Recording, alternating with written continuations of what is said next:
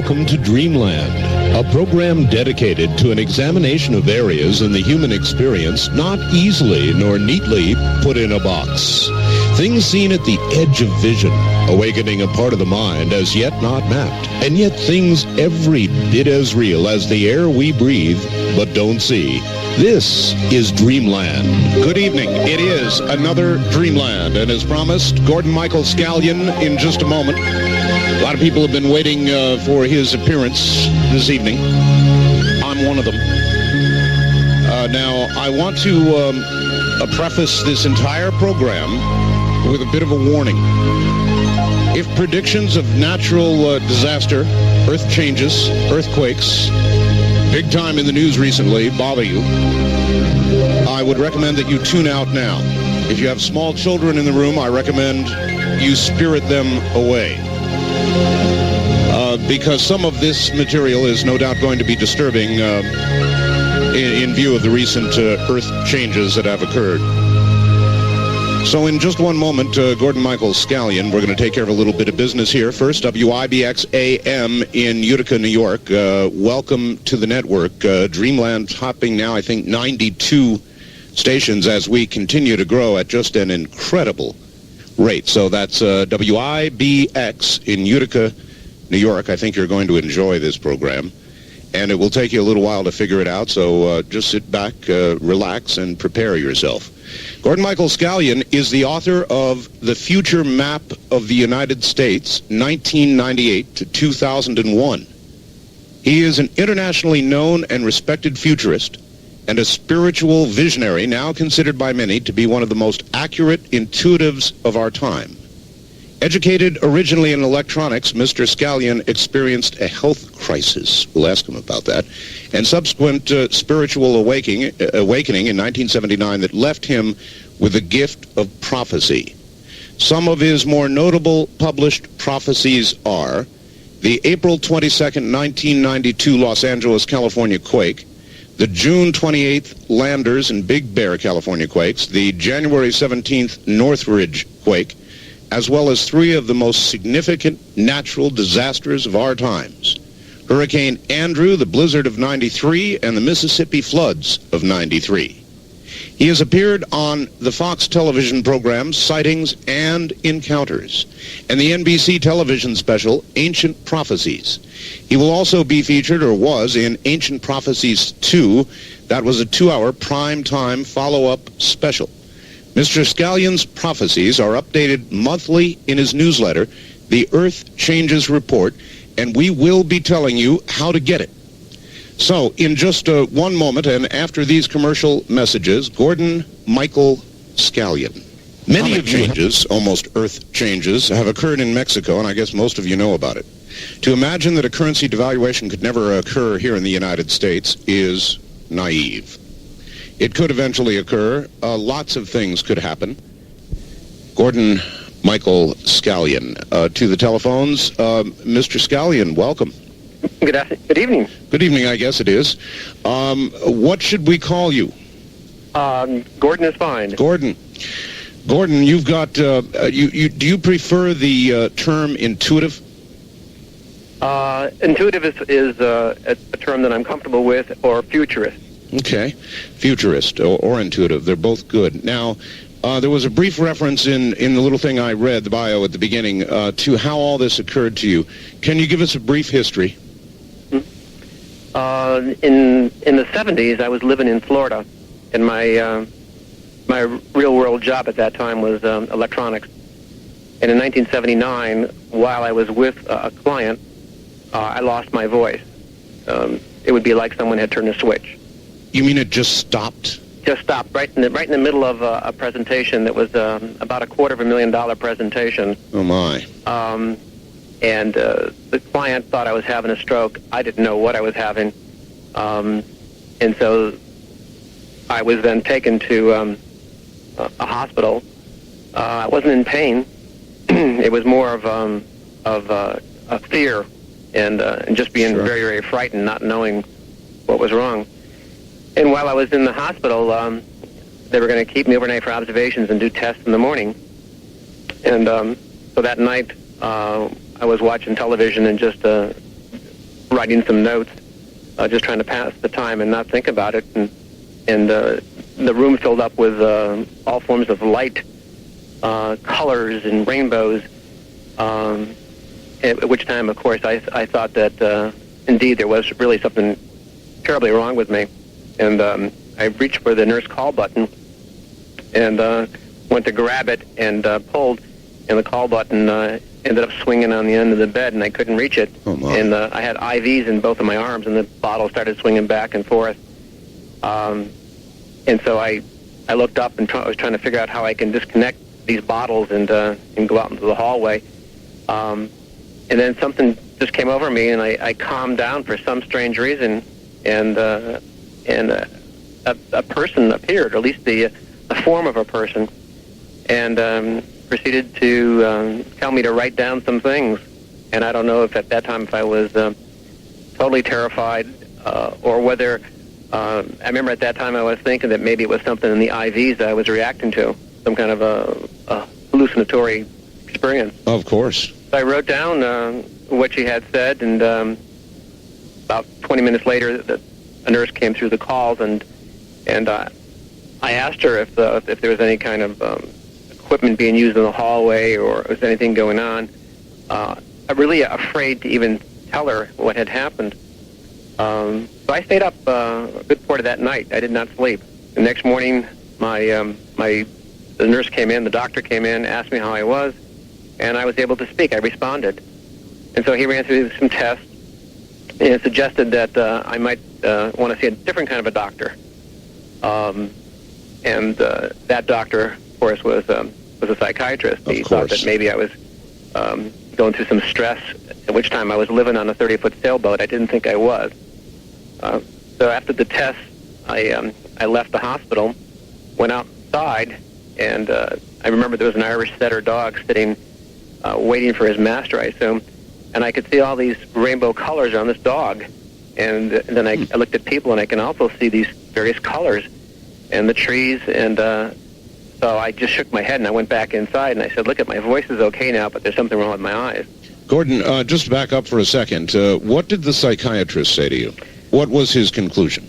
I went to him the next day, the day after I got out, and he suggested that I go through at least a battery of three exams, and then he also thought that I might want to do some other things. And so after the first exam, he said, I really don't see anything that would indicate deep stress in your life. And he said, but I really think you should get a drug test and stuff like that. He said, I know you don't take drugs, but I really think you should do that to see if there's something that's, maybe on your boat because of the fumes or something. Sure. So I went through that test. And then I said, well, why don't you look at these notes? And and he said, no reason to do that. He wouldn't do it. And so I finally... well, that's odd, isn't it? Because you would think that he would imagine there would be a clue there to the origins. Yeah, so I dismissed him, and I had a friend I used to go sailing with who was also a Gestalt therapist, and so I called him up and I told him what had happened, and he just loved to sail, so anything for an excuse to go sailing for him and get out of his practice. So he says, well, I think that you ought to have a session with me on your sailboat. And so we picked up a case of beer and out we went sailing, and we talked, and he says, well, let me see your notes. And I said, well, I don't have them now. And he says, well, when we go back, let me see them. So he looked at the notes, and he says, I'll think about this, and I'll call you tomorrow. He says, we'll have to go sailing again, though. Yeah. And it'll take several sessions. Yeah, so the next morning he calls me up bright and early. It was like 7 o'clock. And he said, have you seen the morning paper? And I said, no. And he says, well, he says, the thing on your list is here. He says, we better talk. And I can imagine, so yeah. he gave me some encouragement, and we did a lot of talking for the next week or so, but the phenomena got so strong that I just couldn't deal with it. I had a lot of early life religious background growing up, very strong religious background, and I just felt that maybe the problem was that I was having too good a time in life, and every guilt feeling in my body started to come out, and I just decided that I just had to leave the area. I just couldn't. I figured if I moved away, it would the phenomena would stop. And so I packed up everything and went back to New England. And it did stop for about 2 months. Your steps are logical, and I think anybody in your position would have done exactly the same thing. Change your life, change the phenomenon. And so then it was quiet for a couple of months. A couple of months, very quiet. Nothing really was happening. And then other kinds of phenomena started happening. At first it was, seeing streaks of light out of the corner of my eye. Like in my periphery vision, I would see these streaks of light. And it was almost like seeing a piece of a moving picture, but I couldn't quite pull it into focus. Yes. And so every time I would do that, I would end up with these severe headaches that would literally put me in bed for, a good part of the day. And so over the period of the next month, I was seeing all kinds of things that I now know are auras. I would see them on everything. And then I started noticing a pattern that certain colors seemed to indicate certain things. Gordon, you may be more of a student than I am, but I seem to recall that Nostradamus and others also suffered severe headaches. I think my experience now, after being in this field for 15 years and meeting some very gifted intuitives and healers out there, is that that's a common trait that seems to go through it, especially if you push hard, trying to develop the ability. Whatever level you're doing it. When the body is not quite ready for it, you push too fast, these headaches. And I have observed that literally with hundreds of clients of mine and numerous very gifted people, as I said. Gordon, is it your view that the gift that you have is exactly that and relatively unique to you, or do you think that you've somehow simply developed what all of us may have? I think that the gift was given to all of us by our Creator, and I think what happens is that depending on how you're wired, we have to get in here to astrology and other belief systems. But in a capsule, I can only explain what my rationale from what I've been through, and it was that each of us come wired a certain way, and it's like we all have these abilities. Some of us can do it more easily. I've met people, for example, who are what I would consider extraordinary intuitives. I mean, these people are so gifted, and yet I know them personally, and they'll never use that gift because there's some part of their background that just will not let them use that gift. Mm-hmm. And so I think it has to do with how we're moving through life, and I think once we recognize that this is not a negative thing, that this can be used for good and for service to our brothers and sisters, then I think it flourishes. It kind of blossoms. When did you turn the corner from being frightened of it, which certainly would have been my reaction, to trying to mull over what was happening to you, to the point where you said, aha, I guess I've got a gift and we're going to start using this positively? Where did you turn that corner? I wish I could say that there was a point where I actually made that conscious decision based on a whole bunch of rationale and just good, warm feelings. But what happened was that two men appeared at my door one day. I was living in a very secluded place. No one knew where I was, not even my family. And my family did not know until recently, in fact, after all these years of what I do. The only reason they knew it is because I was on national television, and then they found out that way. And so these two men came to the door, and they said they knew who I was. They knew about my experience. They knew about my losing my voice. There were things that I hadn't told anybody.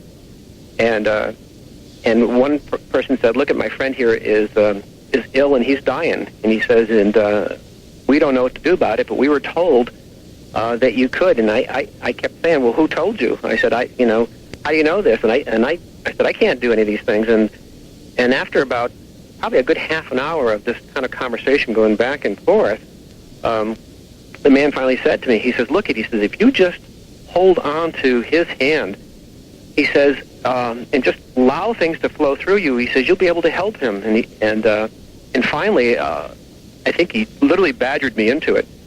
I finally made the statement. I said, I can't help you. I said, I don't know first thing about any of this. I said, I'm really going through a hard time right now.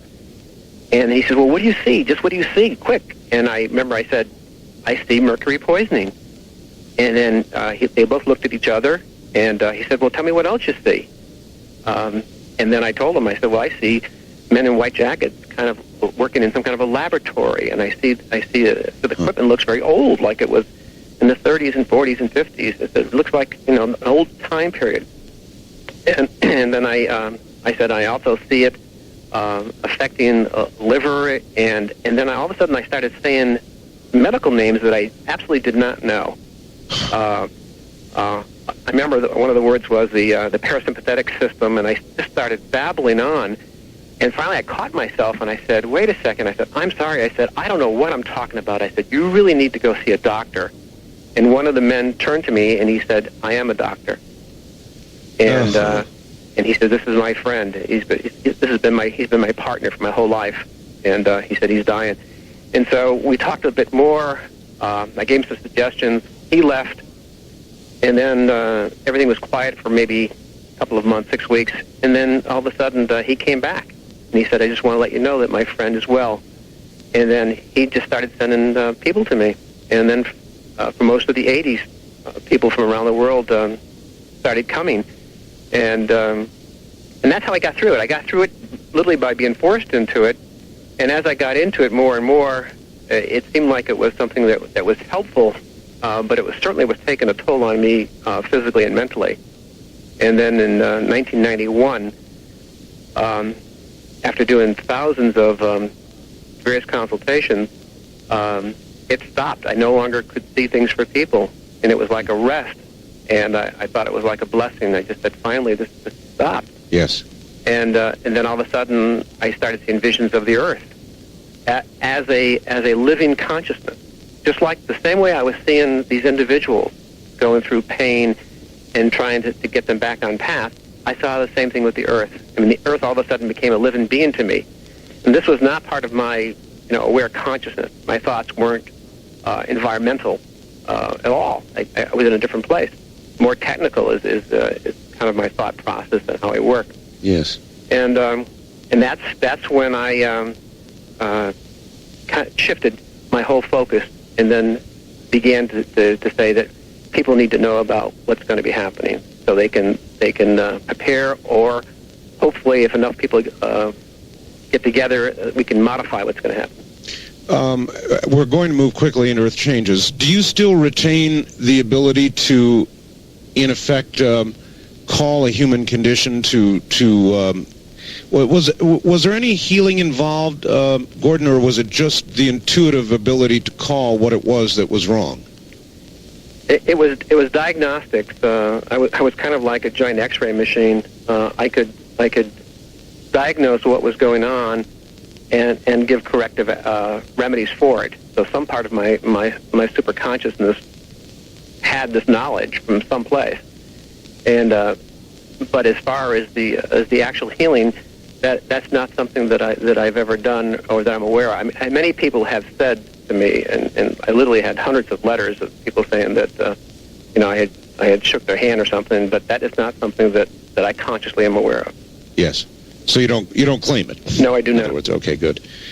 I guess everybody out there knows that lately we have had some the Japan earthquake is just awful. I was talking to you before the show about it, and we both feel the same way. It's horrible. The death toll up now around 5,000 or over. It may be over by now.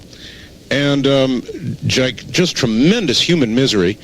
And so earthquakes are on many, many minds out there. I have your predictions for 1995. And I must say, Gordon, this kind of scares me a little bit, and I don't scare that easily. And I guess you would say, don't be scared, be prepared. So we're going to talk a little bit, if we can, out at the bottom of the hour here, about what you believe is coming, and about how you feel about all of this. There must be a terrible, weighty feeling of responsibility to be able to diagnose people's ills, or even more so now, being able to predict Earth changes. It must be a crushing responsibility. Have you learned to deal with it? No, I haven't. No. very selfishly, there isn't a night that goes by when I don't say a prayer that I wish that I would see something different. I mean, there's so many positive things in the world, and I really, given my druthers, I would focus a lot on the positives. On the positive, and in particular on children, which is all right, an Gordon, area I understand. We've got a break right here. We'll be right back.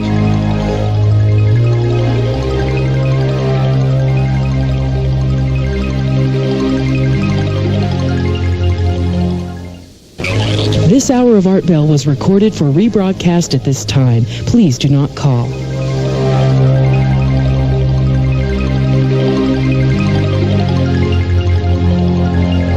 We continue now with your calls to Dreamland with Art Bell from the Kingdom of Nye. Well, inevitably, that one always comes up. We're not continuing with calls. We may or may not get to them with Gordon Michael Scallion. We'll see how the time goes. We've got a lot we've got to get in. And once again, in just a moment, Gordon Michael Scallion, a gifted intuitive. Now back to Gordon Michael Scallion. And again, I want to warn, we're about to get into the predictive segment here. And there are going to be some predictions, I feel, that will disturb some people. If you are disturbed by this sort of thing, please now tune out. With that caveat, back now to Gordon Michael Scallion. Gordon? Yes. I guess I would like to get into the predictive area now. There are things you would like to warn people about. What's ahead? Okay. Before I begin, I'd like to preface it by indicating that one of the jobs of a futurist is to present their visions with the understanding that they're not always correct. They're not 100%. I see my role much as a weather person. I see things coming. I can warn. I was a sailor when I was in Florida. I always listened to the weather reports, because if there was going to be a storm or a hurricane blowing or a spout or something, I wanted to know about it so that I could prepare for it. Sure. And that's kind of the role that I see. Having said that, well, let me interrupt you again. Sure. Having said what you just said, I have to ask, what is the rough accuracy percentage? I note that you keep careful track of your predictions, so I would assume you track the accuracy. We have a staff that does that, and there are other people who do it as well. We just completed 1994. It was done, in fact, last Friday, and I just saw the drafts of it this weekend. You mean 95? I would assume. Oh, 94. I see. Accuracy on 94. What we do is we publish in the month of February in our Earth Changes Report. We publish all of the hits and misses that we did. So if we say something, we publish it, and we say we were right or we were wrong on this. Right. And we're trying to establish that there's a pattern here or a track record. Of course. And we found that for each 100 that we had predicted, there were 13 errors, 13 misses out of each 100. All right, that helps us judge what we're going to hear. That's incredible. That's absolutely incredible. And that was for 94. I have here your 95 predictions. Right. And I'm not going to read them. I'll allow you to go ahead and give us the highlights or the stuff that's really important to know. Okay. Probably what would be helpful is to get an overview of the year first, like a little capsule.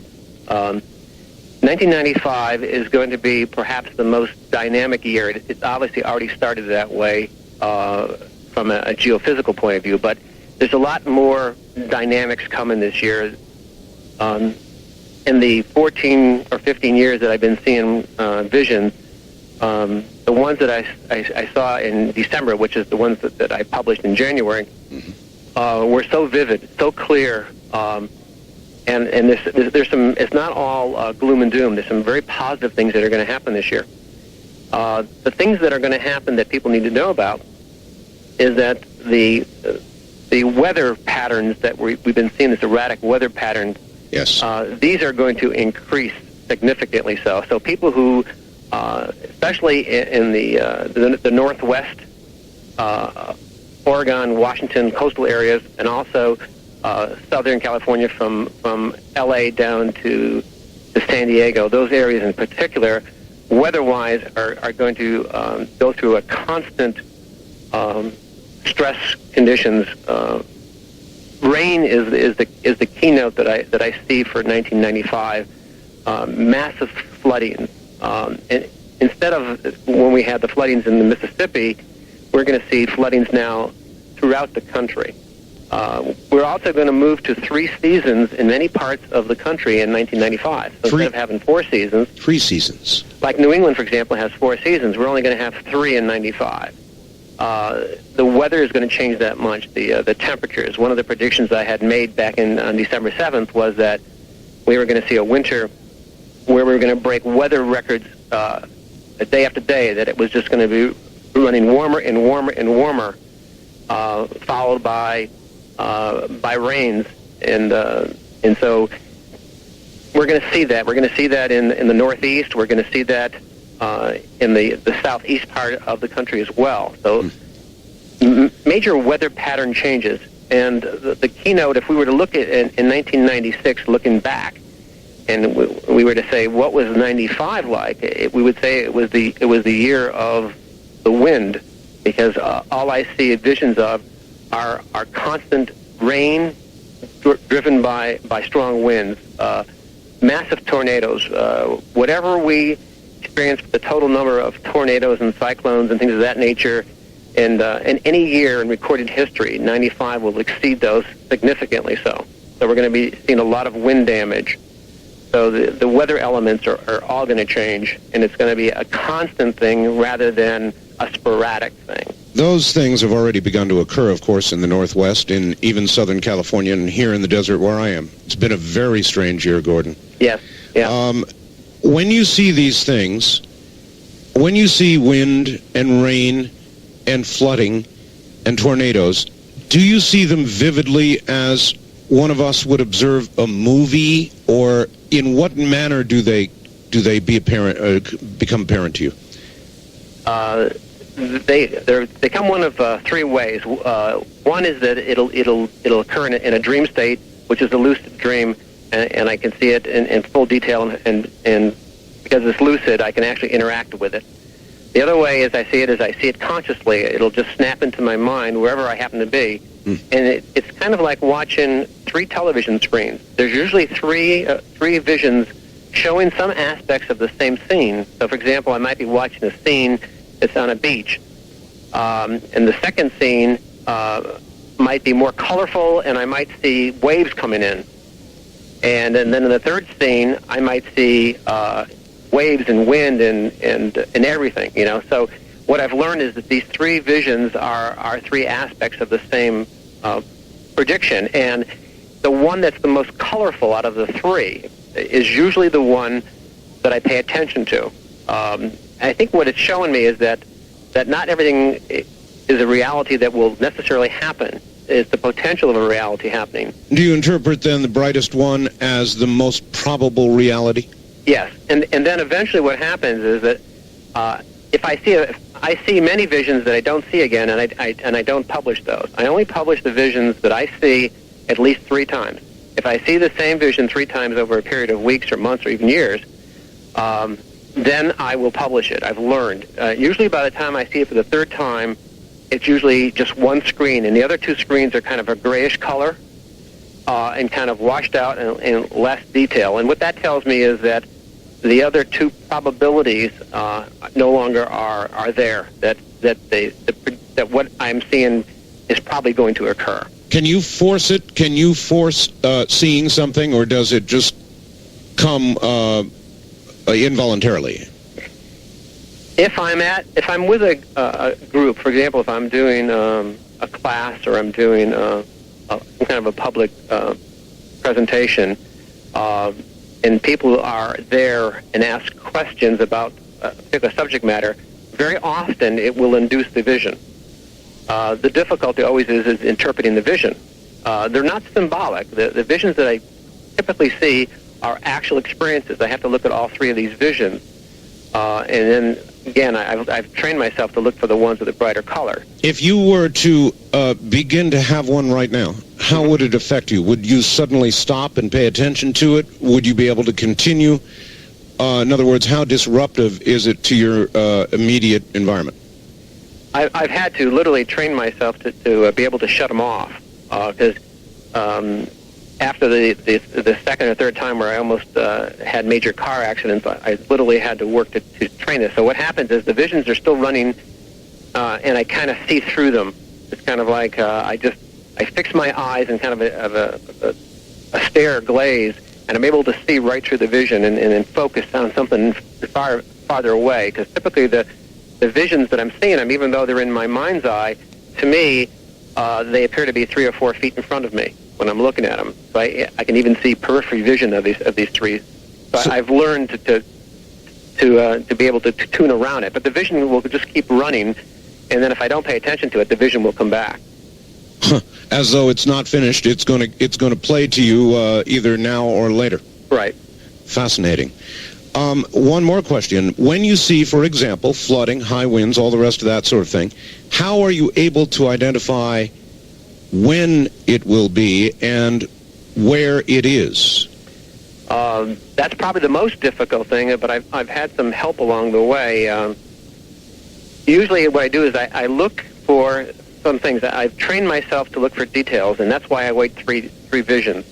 Like the first detail I might be able to tell, I'll give you an example. The recent the Japan quake that occurred in Kobe. Yes. I published and predicted that there was going to be a quake that was going to occur, and it gave the magnitude range because in the vision I actually saw the needle swinging back and forth, and so I knew that it was going to be somewhere in the mid-7 range.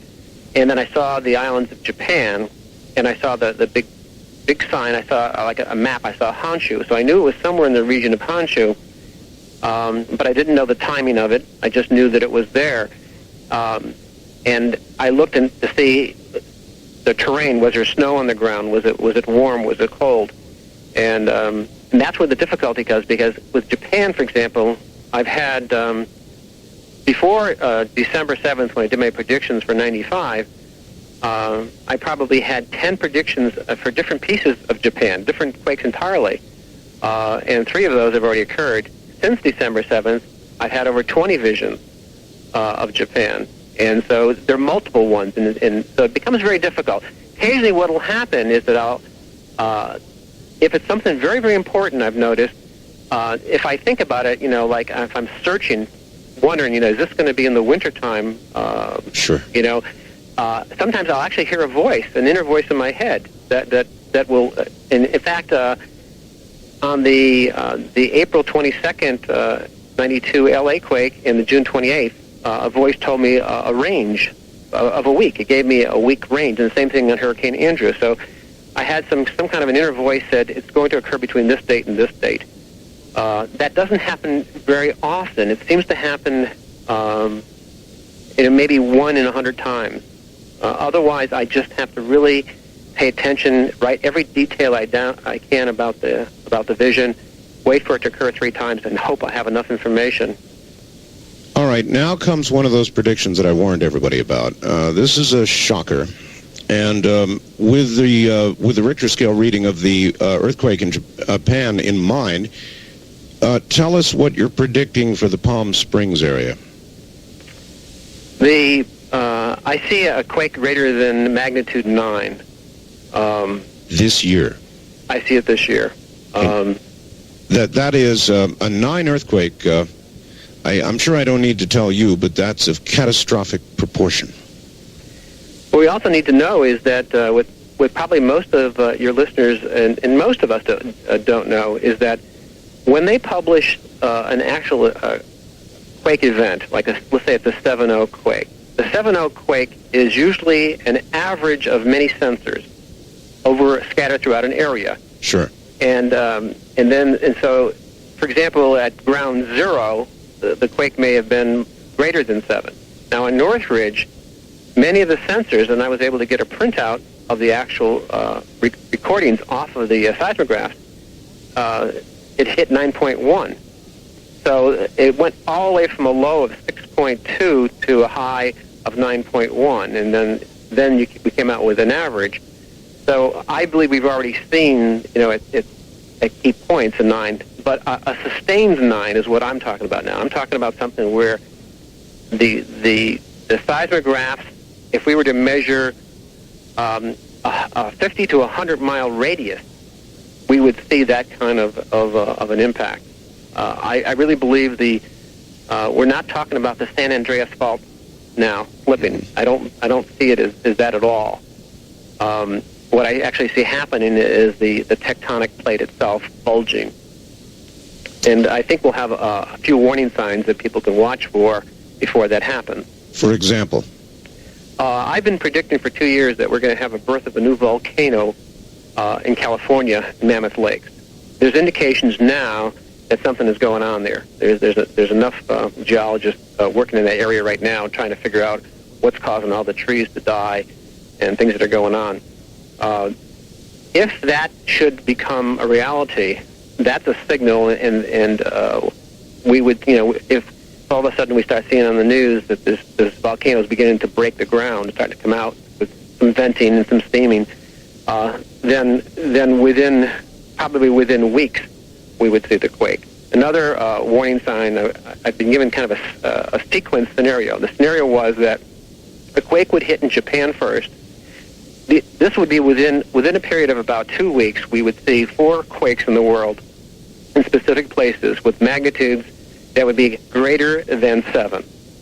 The sequence was that it would happen first in Japan. Mm-hmm. The next sequence would be is that we would see something that would occur in the Indian Ocean someplace. The third sequence would be is it would go back to Japan. And then the fourth sequence is that it would hit the west coast of the United States, and specifically here, I've targeted Palm Springs, but I really see this almost as a fracture in the ground. So I see it much larger than that. So if this sequence starts, now this sequence may have begun, but my sense is that at least I'm hopeful that this quake will come later in the year rather than earlier, because I haven't had any visions since the Japan quake, other than more quakes in Japan. So those are 2 scenarios to watch for. That would be early warning signs. Yes, if the sequence starts of the 4, these things will all occur within a matter of 2 to 3 weeks. It sure feels as though the sequence is underway now. You say you're hopeful it'll be later in the year. It would seem to me to be kind of a stretch to say this is not the sequence, because it's going to have to roughly repeat itself if it's later, isn't it? Yes. Right now there's nothing significant going on in the Indian Ocean, so that would be the next thing to watch for. I have felt that there was going to be a quake this year in Japan greater than 8. So that's I'm quite certain that will occur in the region of Honshu this year. That hasn't occurred yet. All right. There's triggers that there's like 3 triggers, and the triggers that I see are early February. We miss that, we go to maybe the early summertime, like June, and if we miss that, then we look into December. So those are like three potential windows for this sequence to happen. Gordon, what's the range of damage? Can you tell us about that at all? The extent and range?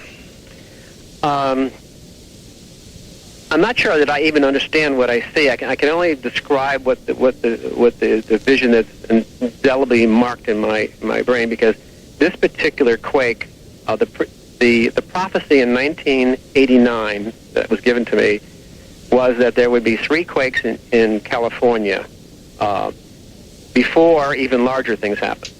The first one, they said it would be, about a 6, and it would occur, in the LA area, and I defined where it was, the magnitude and the epicenter. Then it said it would follow by a quake that would be larger in the 7 range, and that would occur a few months later.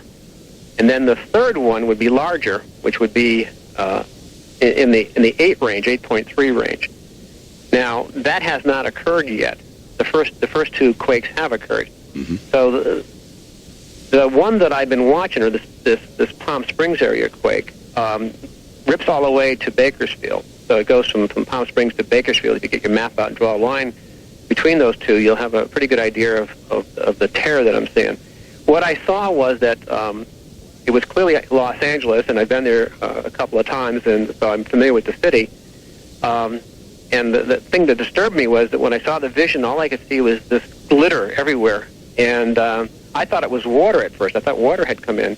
Glitter. And then when the vision repeated itself, I realized that what we were looking at was 10 to 15 feet of glass in the street.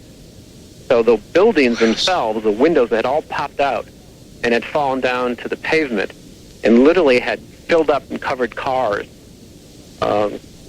What had happened is that whole area had almost become isolated. Like Santa Barbara was kind of like an island, so part of California had become flooded.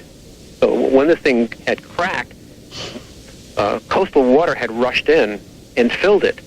So the actual terrain itself had shifted and dropped to a good portion of California, or at least that good portion of that portion of California had lost its land and it had become reclaimed by the sea. Holy mackerel. Gordon, we've reached the top of the hour, and maybe it is well that we have. What a moment.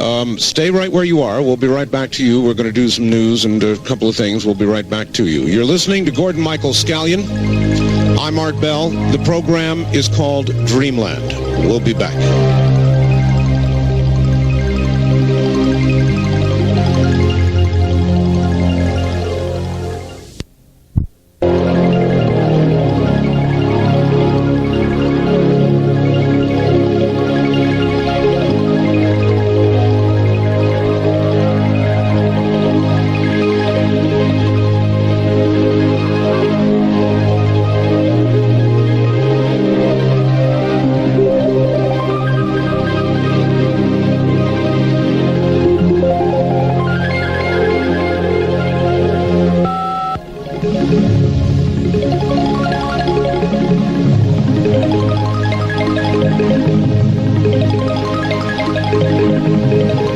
This hour of Art Bell was recorded for rebroadcast at this time. Please do not call.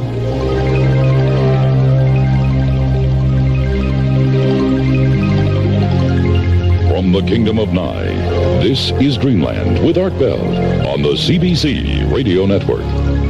My guest is Gordon Michael Scallion. The predictions are very ominous. If you are frightened by this sort of thing, then your best bet would be to tune out. And again, if there are small children in the room, you might want to spirit them away. We'll get back to Gordon Michael Scallion in just a moment. Gordon Michael Scallion. Gordon, I guess we've got to move fast because there's a lot we've got to get in. Palm Springs and the Los Angeles area, you predicted a 9-point-plus quake and saw glass as one would see water from a high altitude. Yes. Gordon, I'm going to ask you a very selfish question. I'm located near Death Valley and west of Las Vegas. Should I not be comfortable about that?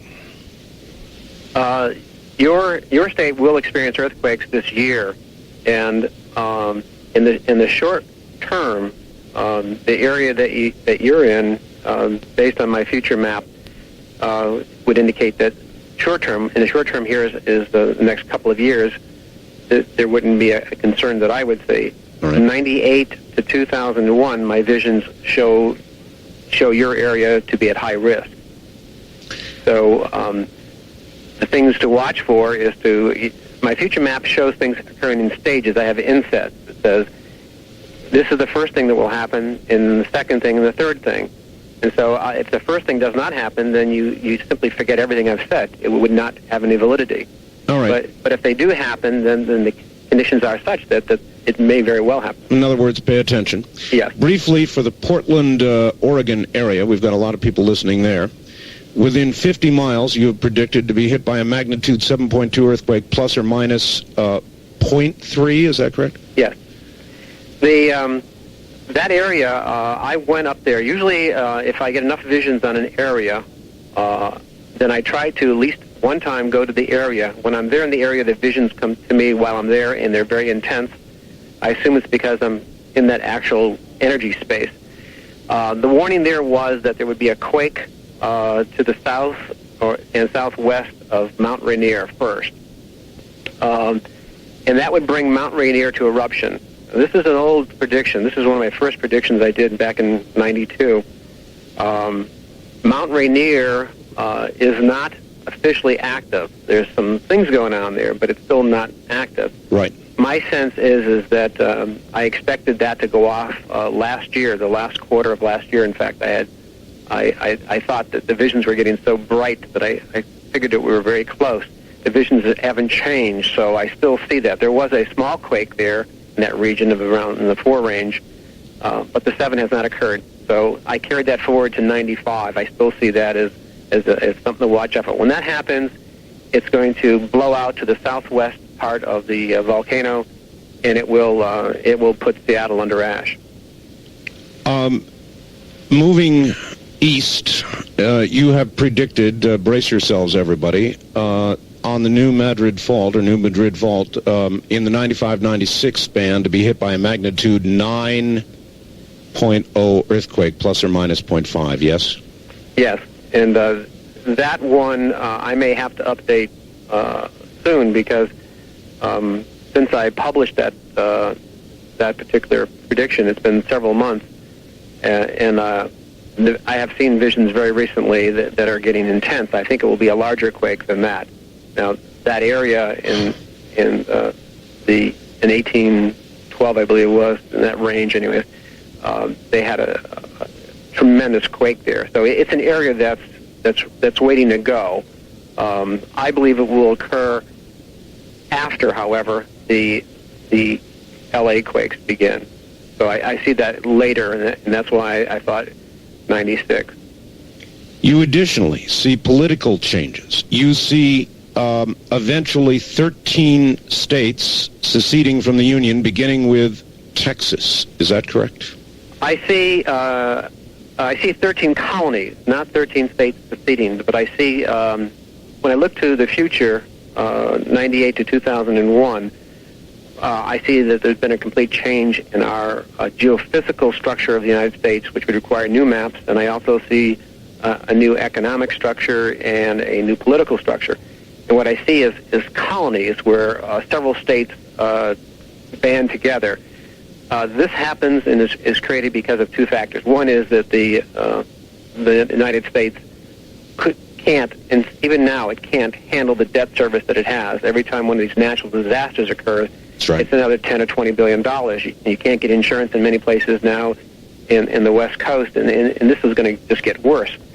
So I see it as part of that, and also part of the fact that earthquakes have just caused such a condition that states have to band together, and they become colonies. We still have a presidential figure, but the colonies are independent, and we move more to a different. There's a new commodities exchange that's not in New York City anymore, and colonies actually barter between each other through this exchange. More for real goods, which is silver, gold, or commodities of one form or another. Precious metals, yes. Right. Circling back for a second to the New Madrid Fault, can you tell us what specific areas will realize the greatest damage? It'll, if you were to take a pin and put it on Missouri, just put it in the center of Missouri, and then if you were to take every state around Missouri, each one of those states will be hard hit as a result of it. So it isn't an isolated area. This is entirely... The quakes that I'm predicting, the first one has occurred. I had predicted to watch for a vertical thrust quake. I was on a program called Sightings over a year ago, and more than a year ago, and I said watch for a vertical thrust quake that will occur in the Los Angeles area, and that's going to signal a change of the quakes. A vertical thrust is when the land is thrust up very sharply, very quickly, rather than a rolling action where a quake kind of rolls like a wave.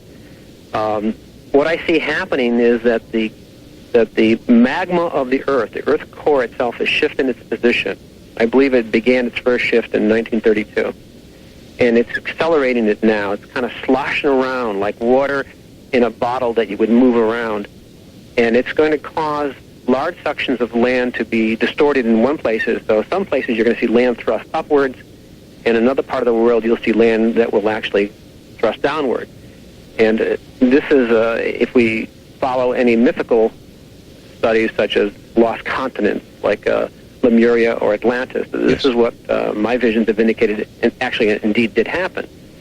And this is in a cycle that's repeating itself again. So we're going to see a very large area, and the New Madrid fault will be one such area where the landmass will be pushed upward very fast, and then it will settle back down very fast. So really, the world as we know it is about to change. Yeah, and it seems like we have a lot of indications. In 1991, when I made my first public appearance, and I said these things. I said we're going to see erratic weather, we're going to see fires, we're going to see quakes. And I mentioned all these things, and at that time there wasn't a lot going on in the world. But if we look at from 1991 to now, we see that the world has really changed. We have this electronic media system that immediately focuses on and shows us major things. What we're not seeing every day is what I see on all of our computers here. We're tied into every news service in the world just about. Right. And so I'm aware of so much that's going on that just isn't being published. And right now, unless there is a major loss of property or a major loss of life, these things just aren't getting published, but they're very significant events. The world is changing. What you have summed up with in your predictions is 95 to 97 will be seen as the beginning stages of what will become known as and fulfilled as Armageddon. Yes. That's what this is, Gordon? No. It begins at Armageddon. It's from the biblical text and from both testaments, but most of the biblical work or the Quran, for that matter, or any text is open to interpretation. Scholars really aren't sure. It was written in such a way as to force you to really think about what's being said. And I can only share what my understanding is it based on my visions, because many times I see visions of the past. I don't see it just of the future. I see it of the past, and sometimes these visions can last for an hour. It's like me attending a lecture. And so I've learned an awful lot about ancient cultures. I just got back from Egypt, where I learned all about the Great Pyramid, the Sphinx, what's going on, and why that's probably the most important thing in 1995 that's about to happen. What is going to happen there? There is going to be major discoveries made momentarily here. I am involved in it in a small way, but we are going to find the records that were left, like an archive, like a time capsule that was left there. And what it's going to show is that the site there, the structure, is much older than anybody could imagine. And it's also going to have prophecies for our days, for the years, for the 90s, literally, up to the year 1998. So we're going to have prophecies for our times, plus we're going to have a record of the people who built them, where they came from, their knowledge that they knew that the changes were going to come, that earth changes were going to happen during that time period. And so they archived this information to be found at a later time. And this is all going to come to the surface, and it's going to completely change history, and it's going to change our understanding of who we really are. We've really been here a lot longer, and we've gone through earth changes before. You predict 12 volcanoes worldwide are going to go off. 12 new ones, yes. 12 new ones, yes. And I guess there have been a lot of studies with regard to nuclear warfare about the upper atmosphere and what would happen and the nuclear winter and all the rest of that. Well, it seems to me mankind, even with all his bombs, is not going to be able to compete with 12 volcanoes going off at once, and the world, it seems to me, would enter a sort of nuclear winter, would it not? Yes. What we're going to see is Pinatubo itself was responsible for changing weather more than a half a degree. And so we saw a major change in the amount of usable light just from one volcano. The ones that I see occur around the world, some of them are smoldering now that from the full eruption, others will be quiet. The kind of fallout that I see is going to cause, there'll be one particular case, there'll be 3 days of total darkness, pretty much globally. and then some amazing. It'll be called a miracle. No one will really know what happened, but all of a sudden, the third day, the blackness will go away, and the sun will come out again. So we go through that, but I don't see it as a nuclear winter. But we do change our weather patterns. Some countries, we end up having a dust bowl repeat itself here in the United States as a result of it. And so this happens in 96, 97 time frame is when the results of all this will happen. But we'll start to see the volcanoes here. The one that I've been predicting for 2 years to watch for, to signal this beginning of this, was a volcano in Mexico called Popocatépetl. Mm-hmm. And that began to be active, seriously active, and they actually evacuated about 75,000 people there in the past month. So that's getting ready to go off, and that will signal the start of this. What advice would you have for people, and there are massive numbers of people affected by your immediate predictions, really all of us, but in the most affected areas, Gordon, what advice would you give them? They're listening. Mm-hmm. Some of the things that I'm saying are, people will hear this one of two ways. They'll either hear it and immediately go into a denial, and other people will hear it and panic, and then another group will hear it and want to know what we can do. Should I pull up my stakes and move? Should I do this and that? I guess I'm asking, representing that group and asking. Okay.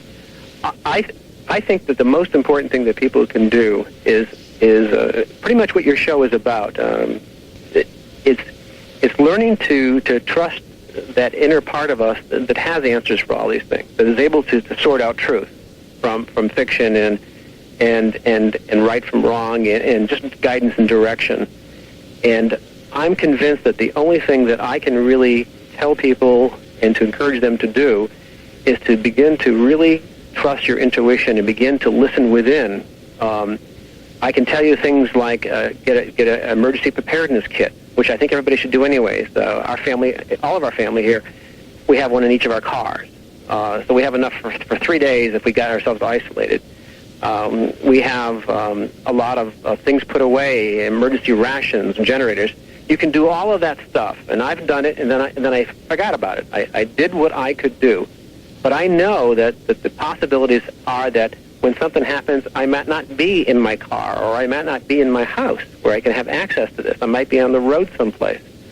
And so I know that in the end, it's going to have to be some form of inner spiritual guidance that's going to allow me to get through these times. What about the way man will treat man during this time? Gordon, in other words, with even minor disturbance, Los Angeles generally breaks into riots and people are doing each other harm and violence. With the kind of changes you're talking about, what will the social implications be? In many cities, we're going to see martial law. We'll see the National Guard first, and then next, we'll see the military. And this will occur. We're also going to see the best of people. We're going to see people do extraordinary things, and people open their doors. We're going to see the best and the worst of us during these conditions. Cities themselves are going to be the most difficult place to be.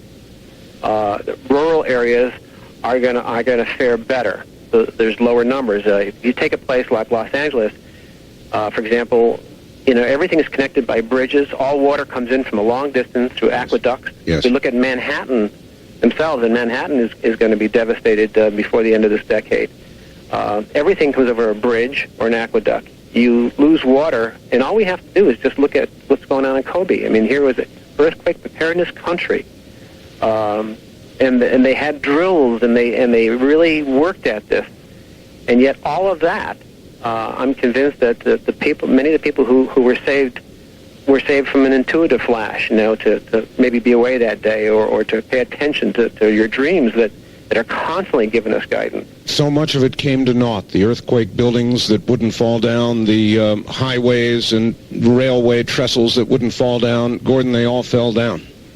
Yes, they did. And the same thing is going to happen in the Bay Area of California, and it's going to happen in New York, and it's going to happen in L.A., and it's going to happen in San Diego. These things will happen. We're talking about a whole new type of Earth movement that we haven't seen before. Gordon, short on time, you have a newsletter. All of these predictions and much more, this sort of thing is in the newsletter. Why don't you tell them how to get it?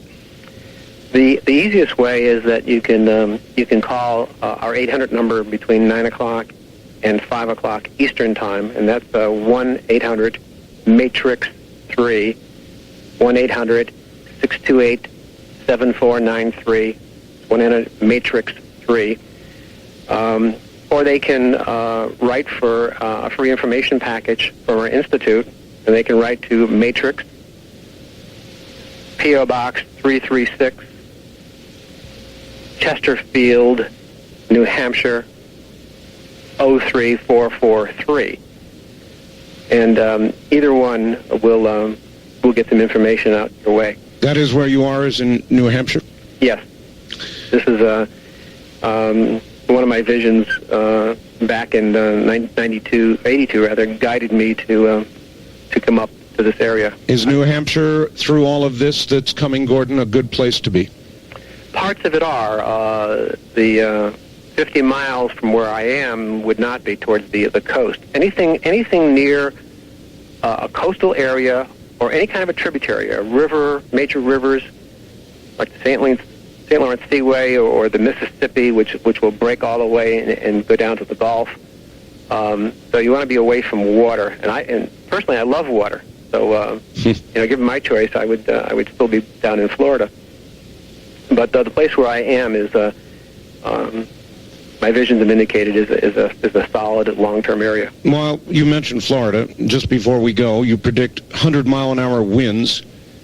Hitting the south, hitting Florida, I guess, the Florida Keys, Georgia, the southeast. Yeah, that has occurred since I published that back in early December. But there's more. I see a lot more wind coming, and it's not just in the hurricane season, but I see it occurring in the spring and continuing. Like I said, 95 is going to be the year of the strong winds. And you're going to see that everywhere, not just in Florida, but it's going to be across the country. Gordon, it's an incredible immediate future you have drawn for us. Very sobering. I want to thank you for being here. You've agreed to come on perhaps later in the year. We desperately want to have you on again. Sorry this is all the time we have, but boy, what a pleasure. My pleasure. Thank you, Gordon. Okay, good evening. Take care. Well, there's a lot for you all to think about. Gordon Michael Scallion. And I guess I have no comments on the predictions made.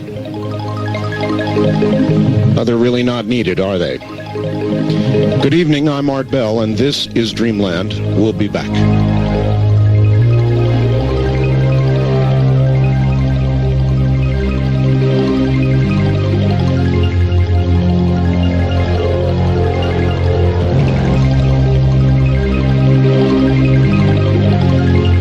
Kingdom of Nye. You're hearing Dreamland with Art Bell. To participate in the program, call toll-free 1-800-618-8255. 1-800-618-8255. First-time callers, area code 702-727-1222. Or the wildcard line at 702-727-1295. This is the CBC Radio Network. It certainly is. Good evening. Dreamland underway for a Sunday night.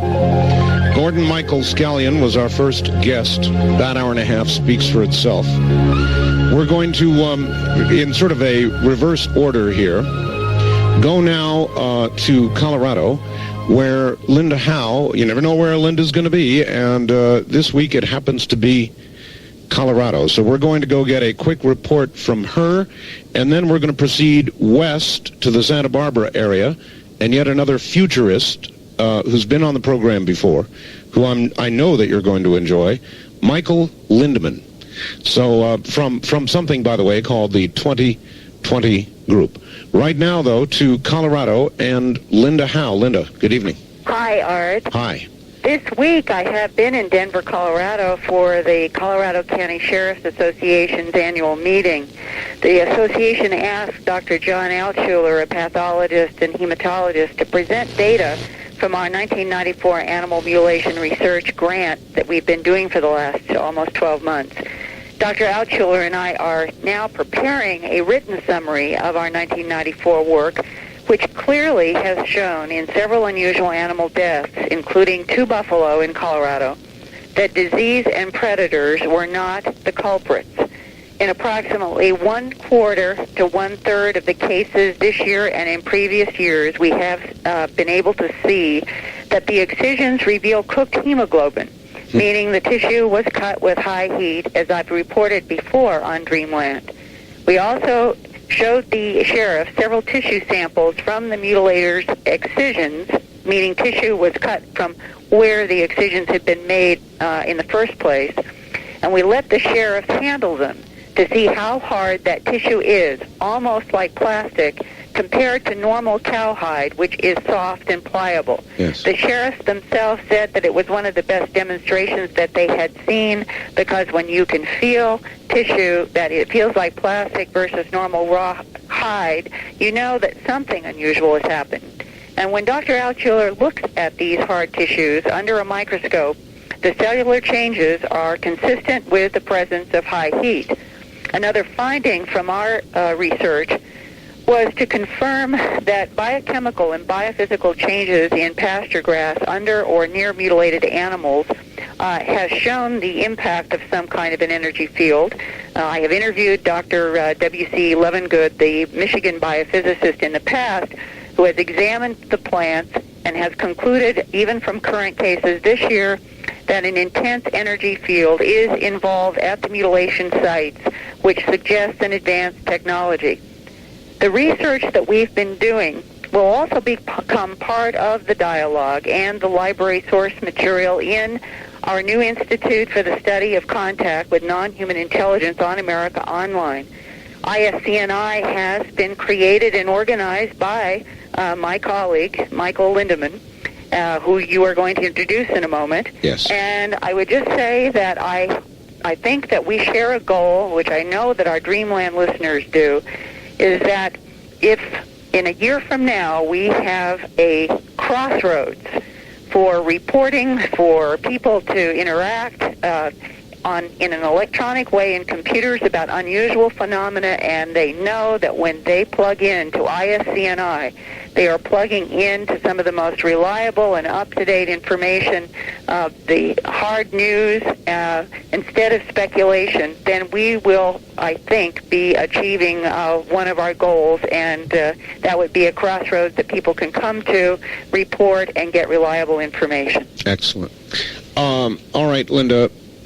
Where, with regard to animal mutilations, having established that, it's not predators, where do you go next? Where does the research head from here? Mm-hmm. One of the big problems is how do we make the link between the evidence of technology interacting with plants and animals and what is the technology and who is applying the technology?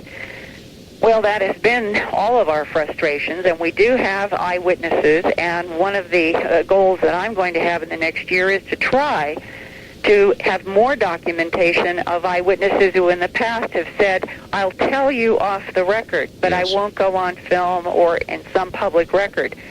One of the benefits of something like Dreamland, of ISCNI, of increasing very straight reporting about unusual phenomena is that more and more people are beginning to feel comfortable to say, well, look, if this will help someone else to report, then I will go on the record.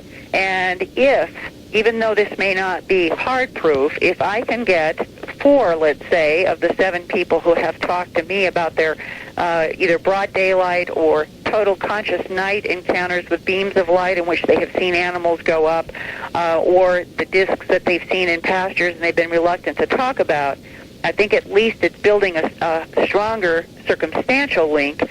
And who knows, in this next year or so, maybe someone somewhere in the world with the prevalence of camcorders is going to be able to capture something that becomes harder. I have heard recently a report that trying to get the videotape, that someone in the Northeast has on videotape what looked like a helicopter, and that it changed on the tape into a disc. those are not hard proof, but they are going further because we now have more people with things like camcorders out there that may catch something. And then we have this hard physical medical data that is saying we're not dealing with predator and disease in many of these cases, most likely not satanic cults. We've got a worldwide phenomenon. It appears to be tied with an energy field that is related to a technology. Now we have to find out where the technology is. Linda, give us your address and phone number, and I want everybody to know we're very short on time, but Linda, has a number of books out. In fact, tell them about your books, Linda.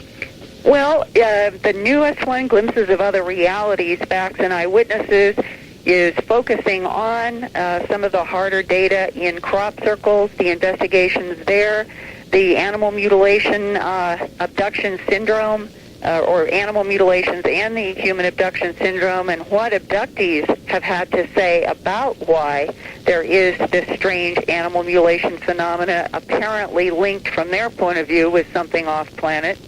And the pattern of different types of entities, non-human entities, that people have reported around the world for the last 40 years. That book is out and available along with a brand new documentary that I did this year called Strange Harvest 1993, and that looked at cases in the United States and other parts of the world just in the year 1993. Prior to that are other videos and books, which in the interest of time I can describe in another program, but people can also write to me for information about this work at Linda Howe, Post Office Box 538, Huntingdon Valley, Pennsylvania, zip code 19006. That's Post Office Box 538, Huntingdon, Hunting, D as in dog, O-N, Valley, PA, 19006, and the fax number there is area code 215-491-9842. And in your upcoming guest, Michael Lindemann, I just want to say I am very excited and enthusiastic about ISCNI. I will be contributing as a faculty member news stories, and hope that our listeners will join us in cyberspace with what may be in the future some very, very interesting dialogue classes and the crossroads where more and more people can come with some confidence that they can have dialogue about facts and with some credibility. Yes, well, it's a very important resource. All right, next week, is it back to Philadelphia? Next Sunday, I will be in Puerto Rico, and I'll let you know where. Oh, now that'll be exciting. Yeah, all right. So by the next Sunday, that Sunday and the next Sunday, I'll have a lot to report, both for you and ISCNI. Excellent. Linda Howe, as always, thank you, and talk to you next week. Yeah, my best to Michael. Okay, take care. Linda Howe, and in just a moment, Michael Lindemann. Lindemann was born in Milwaukee, Wisconsin in 1949 as a conscientious objector during the Vietnam War. He developed a lifelong interest in arms control, foreign affairs, and government policy. He earned a BA degree in psychology from Antioch University, followed by 2 years of study at the Graduate Theological Union in Berkeley. He later combined his political and psychological interests as educator, social analyst, and futurist. In 1989, he founded the 2020 Group, a private research organization studying forces that shape the future.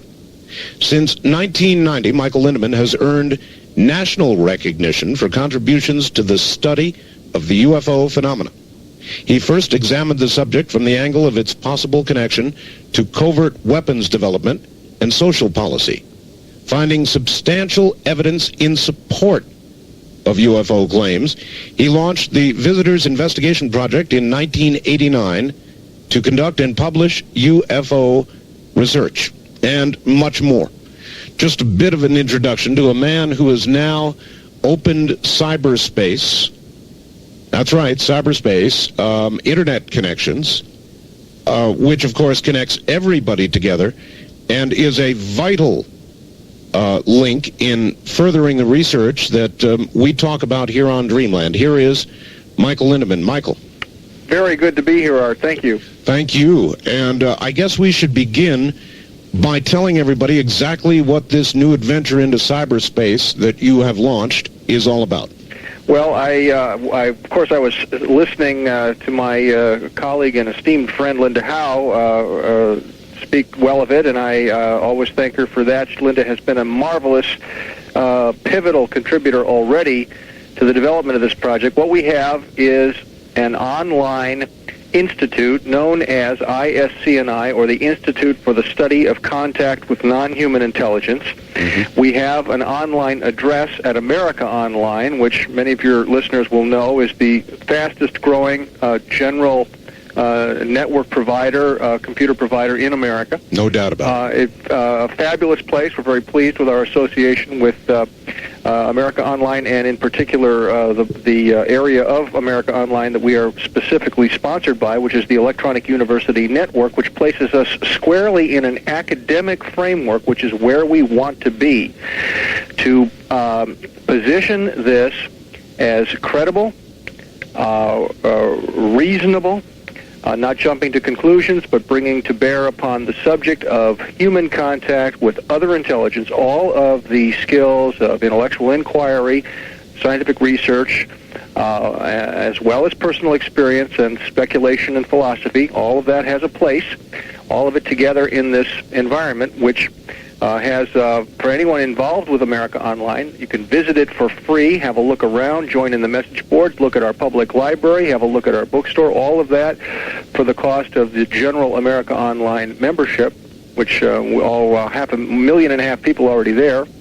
Yeah, I think they give people 10 free hours, don't they? Well, to start up, indeed, yeah. You can join America Online for free for a month with 10 free hours to have a look around.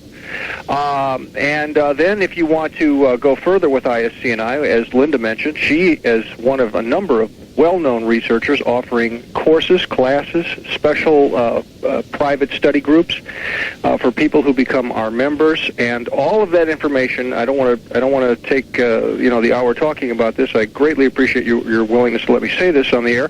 But if anyone would like more information, there are two easy ways to reach us. If you are already online on the internet or on America Online, you can contact us at ISCNI. This is our internet address, iscni@aol.com. If you are on America Online already, simply punch in ISCNI. That is our email address. If you're on the internet, iscni@aol.com, and I would recommend when you send us email, say you heard about it on the Art Bell Show. We'd like to know that. Good.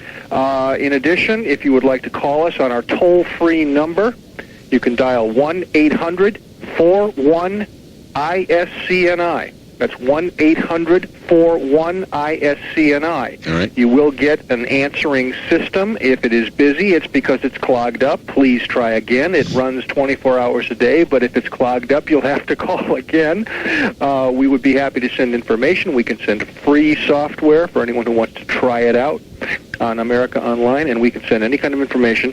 Oh, that's excellent. And I'm sure that people, some of your listeners will want to try this. All right, Michael, good.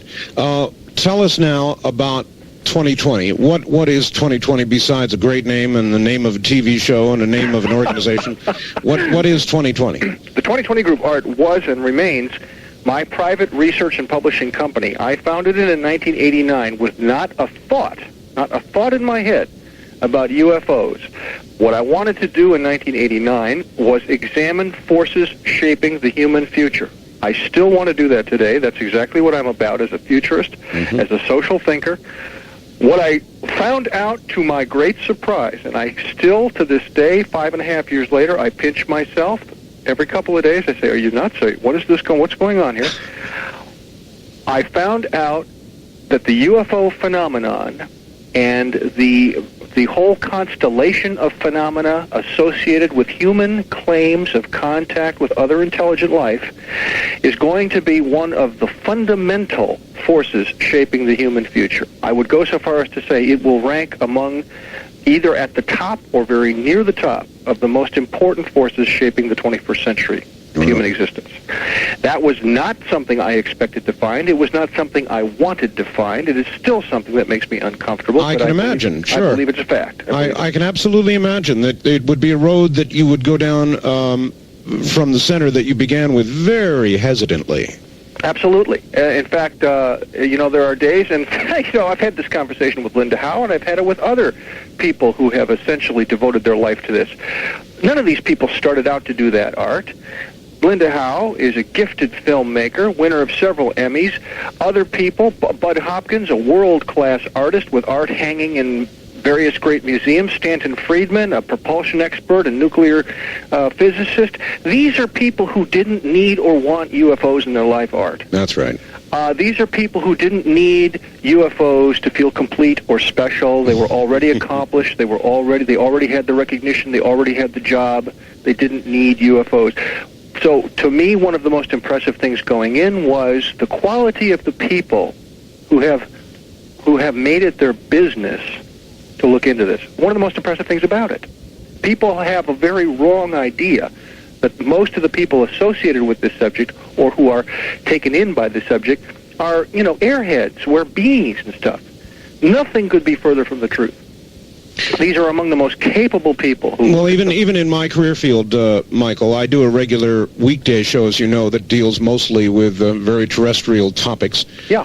And it's a risky business, don't you know, and invites a lot of ridicule, and I get it, and I let it just sort of drop off of me. I don't mind it.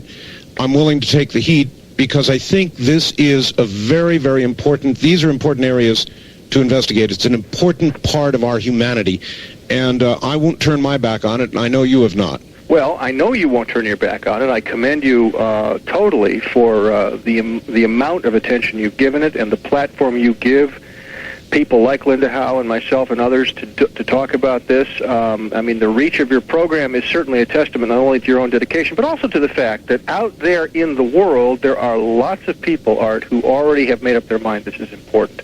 That's the good part. That's the good sign. But on the other side, there are people taking risks, more and more people taking risks, and some of them run afoul of the sort of the status quo, the inertia that says this is still nonsense, leave it alone, it'll go away. We have an example, for example, this book called The Fire Officer's Guide to Disaster Control is an example of what can happen to capable authors when they take a risk. The Fire Officer's Guide to Disaster Control in its first edition was one of the most often used training manuals for fire departments around America. In 1992, the authors, Kramer and Bame, brought out a second edition in which Bame, in particular, an attorney and a well-known author and educator, took an enormous risk, personally and professionally. He put in this popular training manual for fire officers a chapter, a subchapter, a portion of a chapter, in which he dared to say that the UFO phenomenon is absolutely real and could pose detrimental impacts on society. And therefore, it was high time for fire departments around the country to recognize that they could not hide from the possibility that there would be UFO events in which the fire department would be the first line of defense. God, I bet he took a flash fire of criticism. Michael, we're at the top of the hour, so relax, get another cup of coffee or whatever it is you're drinking, and we'll be back to you in just a very few moments. Michael Lindemann is my guest from the 2020 group. This is Dreamland.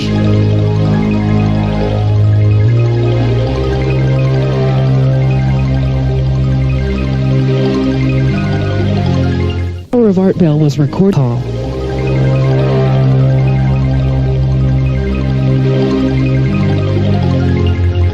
From the Kingdom of Nye, we continue with your calls on Dreamland with Art Bell.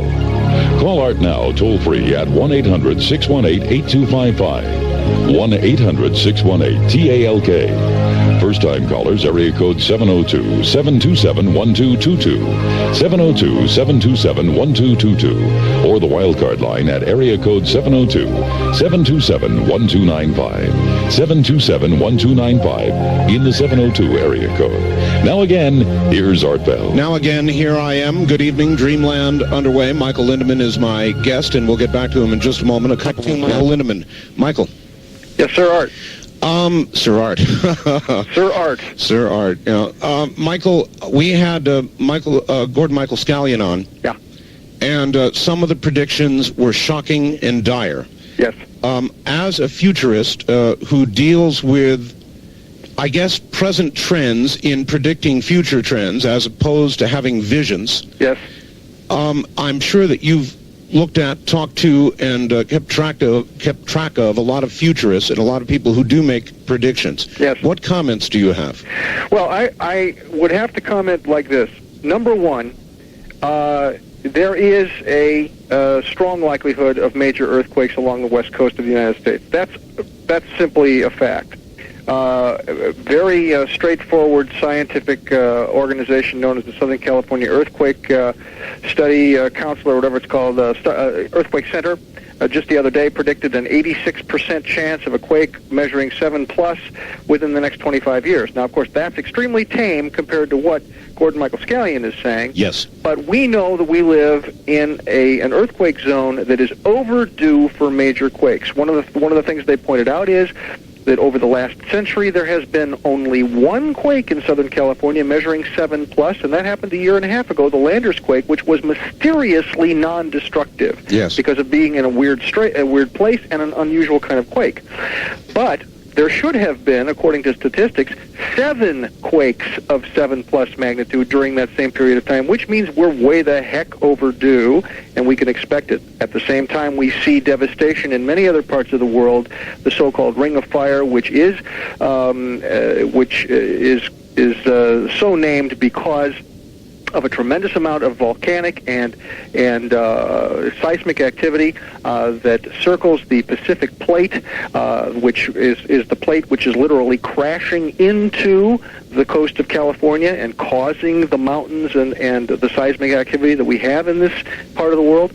All of that activity is definitely on the rise, and as far as that goes, straight science says Scallion's right about big quakes. On the other hand, the redrawing of the map of the United States has no precedent in known history. Mm-hmm. If we look at what we think has actually happened in the way of continental drift, we see, for example, that the shape of the continent of Africa, the shape of the continent of South America, the shape of the subcontinent of India have not substantially changed in hundreds of millions of years, despite the fact that they have migrated thousands of miles across the face of the planet. In other words, it is more likely that whole land masses will move intact than it is that large pieces of that land mass will suddenly disappear into the ocean.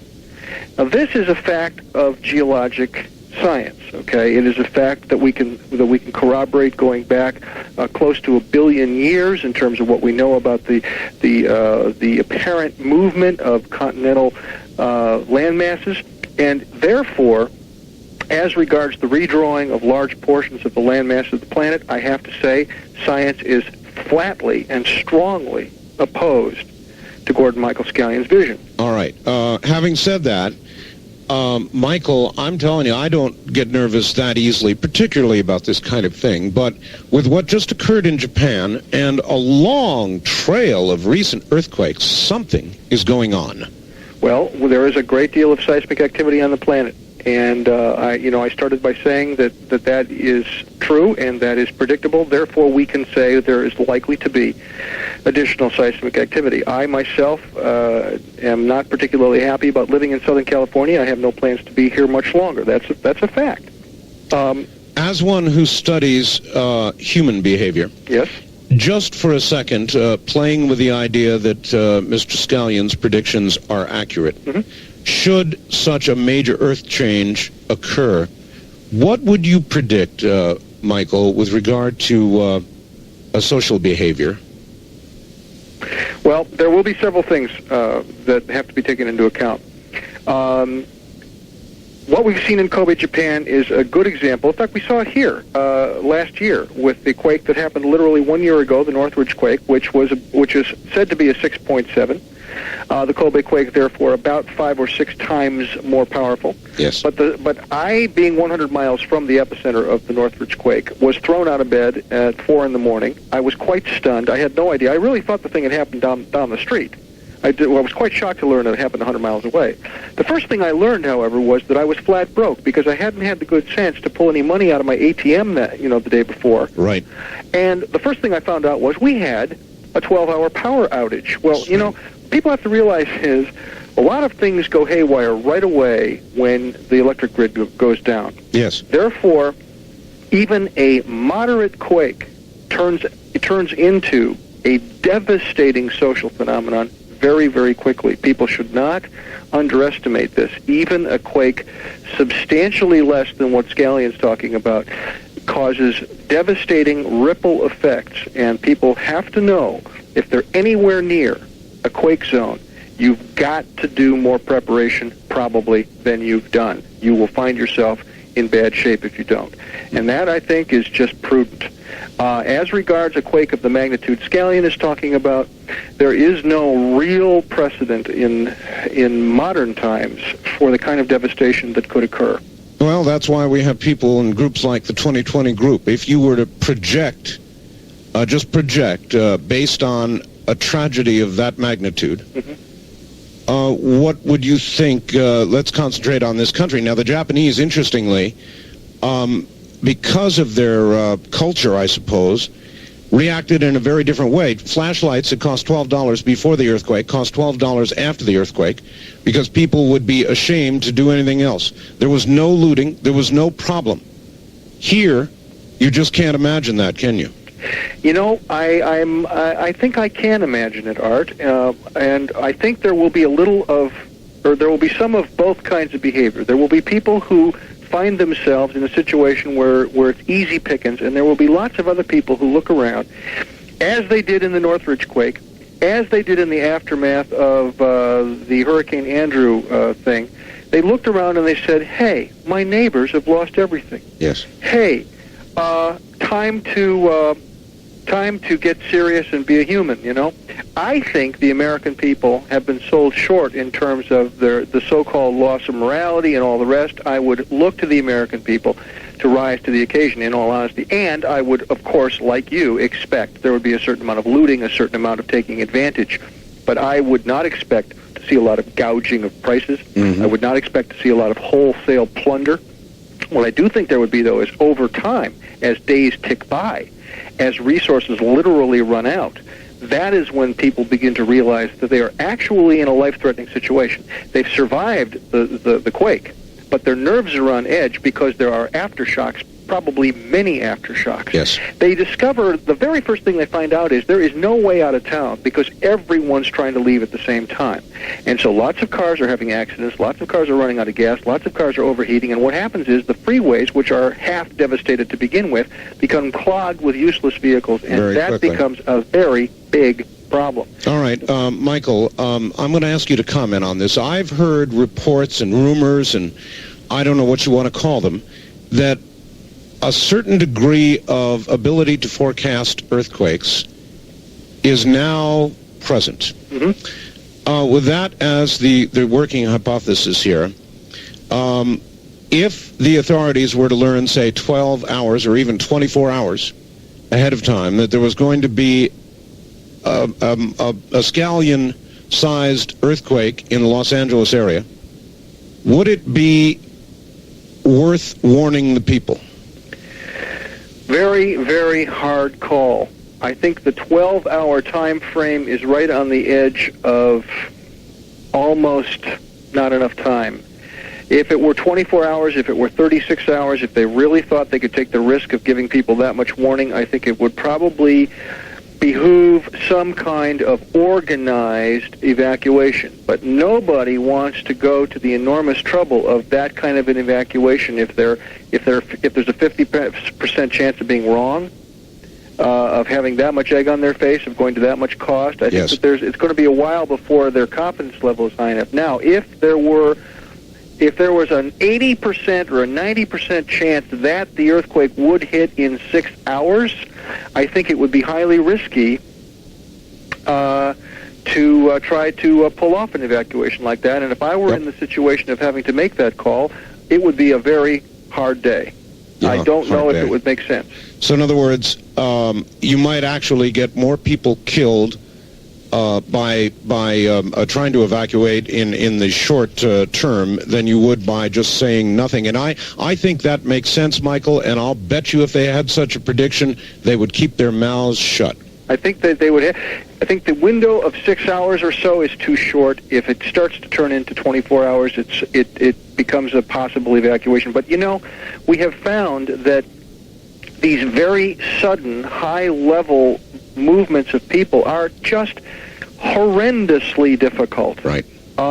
We don't have any way of coordinating it. All of the civil defense training and everything that we've been through when we were kids, we find out in the aftermath, it was all baloney. So in other words, you would be faced with a horrid decision. In other words, you would think, well, I could warn them and get people off terrible locations, get people off the side of cliffs at least, that sort of thing. But you wouldn't be able to do that because there'd be no way to avoid starting the panic that we're talking about here, and the balance would be in more lives lost there, so you would make the decision not to say a word. What a godforsaken decision that would be. It'd be a very, very hard decision. Again, I think it has a lot to do with time frame. I think it has a lot to do with what the prediction really is, where they think the thing is going to hit. I'm not aware that they have the kind of predicting capability that you say, although I have heard rumors to that effect, as you have. I know that they're looking for a bigger window of warning than 6 to 12 hours. That's the most difficult place or time frame to make the call, because it's like you're damned if you do, damned if you don't. Boy. Is there any way to weave these coming predicted Earth changes by Scallion and others into the whole UFO phenomenon, which you have accurately said will be one gigantic story and one great effect on mankind? Both would seem to have a great effect on mankind. Is there any way to weave the two together? They are being woven together. And despite the fact that I feel that science cannot rationally support the very extreme parts of Scallion's prediction, I will say that there are many UFO contactees and abductees who have been told that there will be great disasters on this planet. Exactly. This is one of the most robust themes that comes up time and again when people are reporting the content of their abduction. This has become, I think the signal is more strident and more consistent today than it was even a couple of years ago. Yes. I hear it time and again that the abductees are being warned. They are being shown graphic images. They are seeing earth disasters. They are seeing war. They are seeing riots, starvation. They are seeing many very unhappy images. So there's a definite correlation. Why this is occurring, I don't know. Is this symbolic?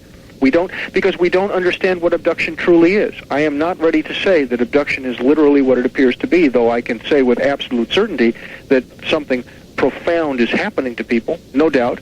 Why are they being visited by these visions? That is a real mystery. Yes, I've talked to a number of abductees who tell terribly similar stories to Mr. Scallion's. So from that avenue and from every avenue available, psychic avenue, we seem to be getting roughly the same story, and it's not a very pretty one. It's of earth changes, political changes, social changes, exactly the sort of thing that your group studies. That's right.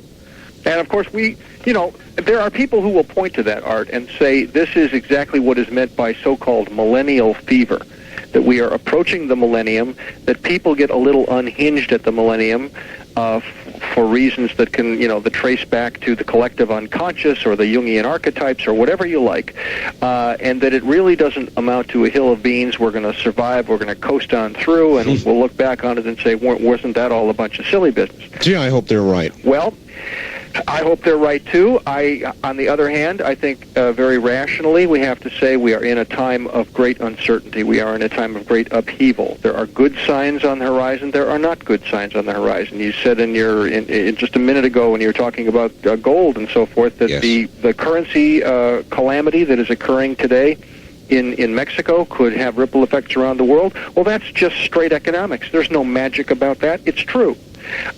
We are in a time of great uncertainty in our own country. We are in a so-called recovery, but a lot of people don't feel it.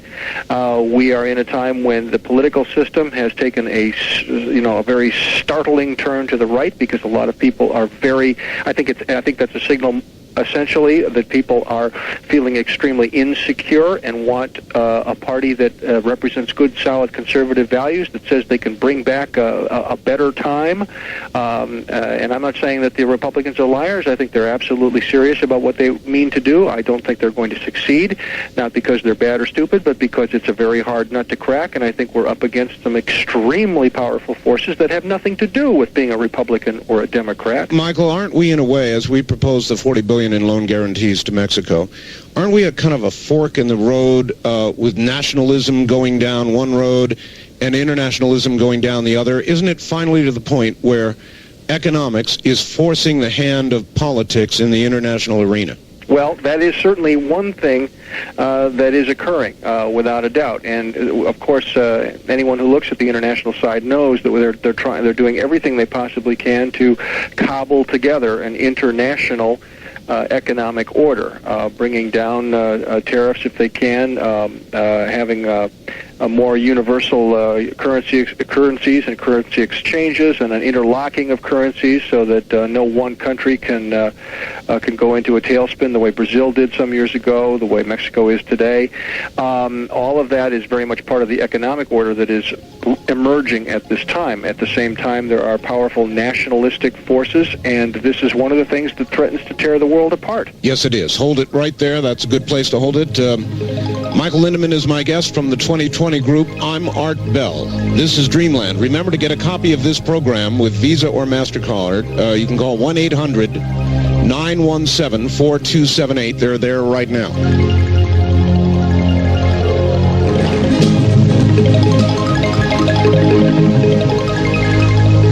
On a Sunday evening, the premier program of its kind in America.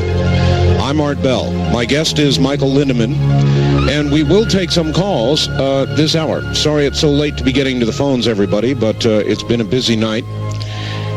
Let me give you the East of the Rockies number as well. If you're east of the Rockies and you have questions from Michael Lindemann, the number is 1-800-825-5033. Repeating, east of the Rockies, 1-800-825-5033. On the line as we can with Michael. Michael, are you there? Yes, sir. Okay, there's a lot of people out there, Michael, with questions about predictions, with questions about what you think is coming, and who knows what they want to know, but let's get to the phones. Are you up for it? You bet. All right, good. Here we go, ladies and gentlemen. On our East of the Rockies line, you're on the air with Michael Lindemann. Where are you calling from, please? Allentown, Pennsylvania. Pennsylvania, yes, sir. I'd like to know, as far as your predictions, what you predict as far as the future of the human race. Yeah, all right. That's a good overall question.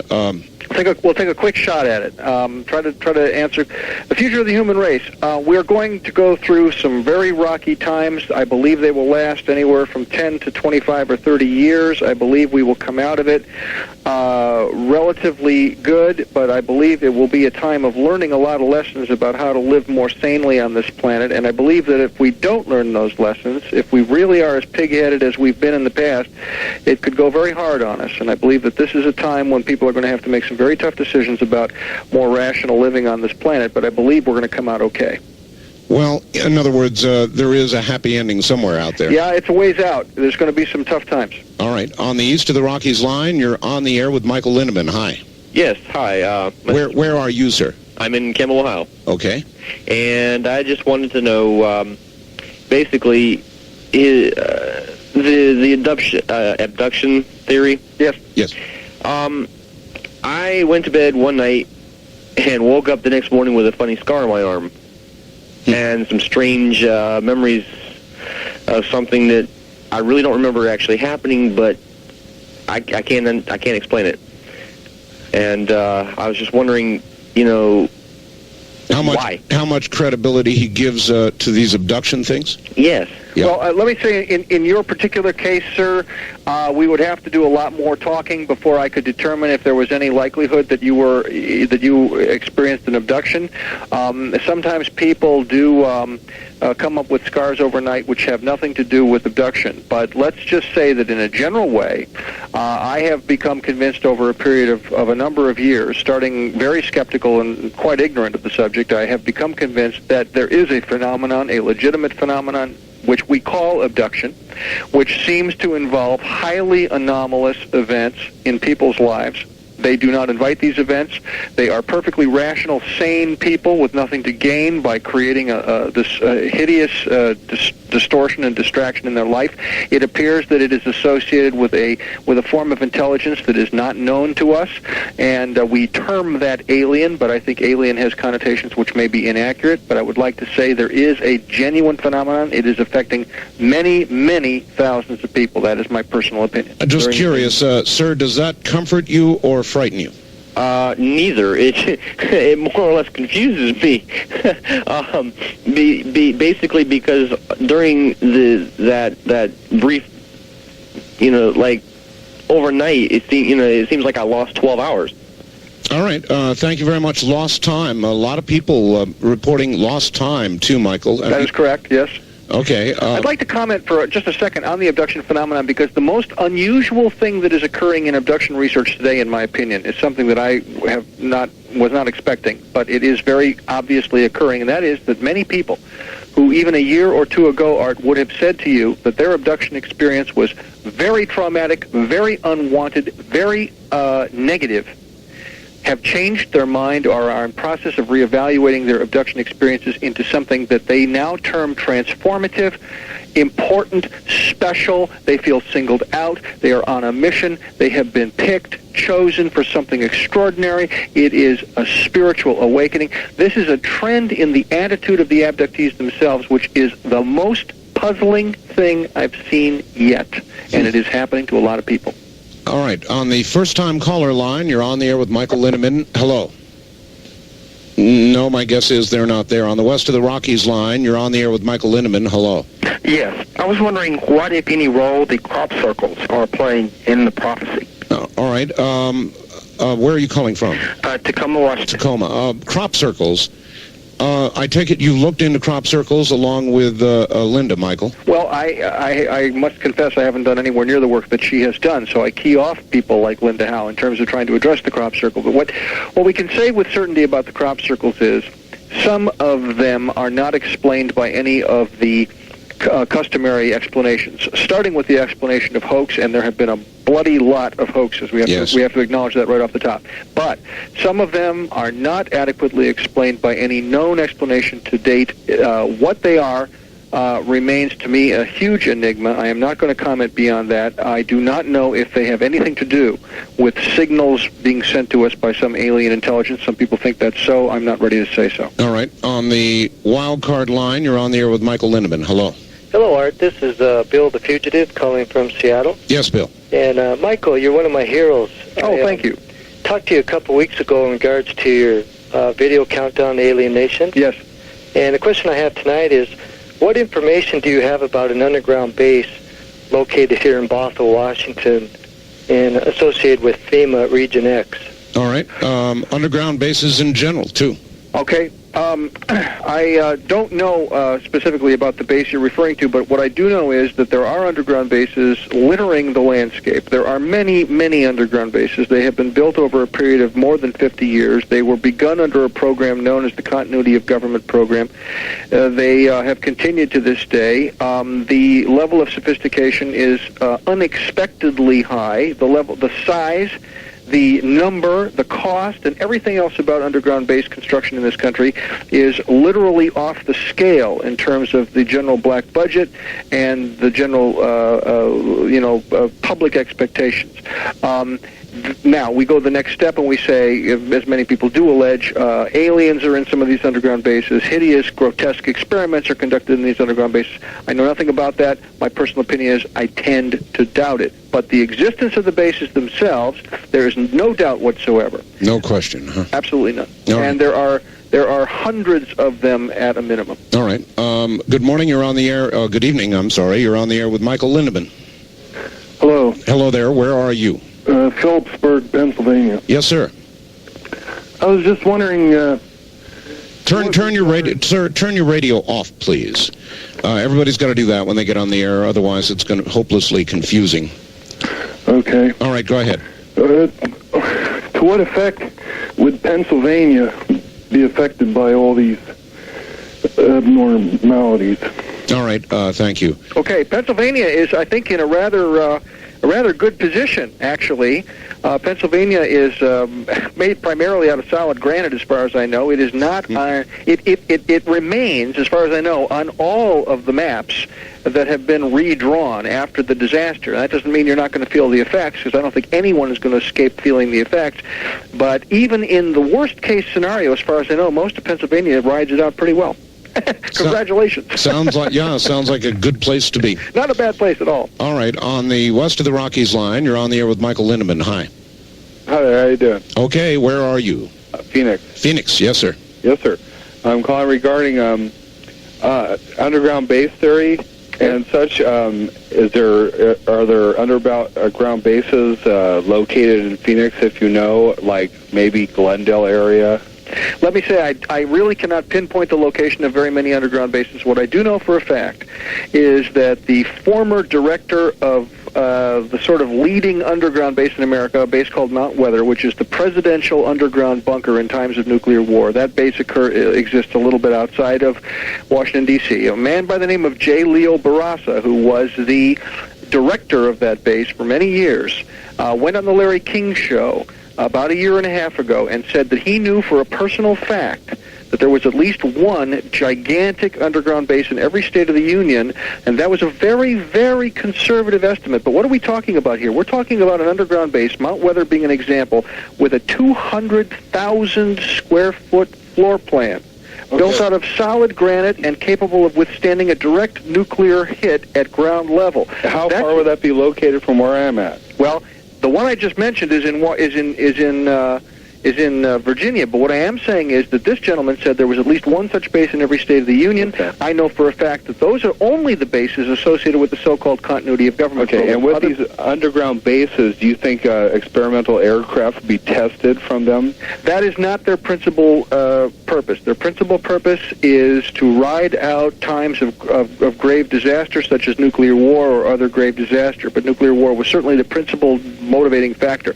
There are underground laboratories which are needed, which are built specifically to house them or to shield them from, for example, cosmic radiation, if that kind of radiation would cause a problem in the experiments being done, and so forth. There are bases that are underground simply because that is the best place to get uniform temperature and humidity, which some laboratories require.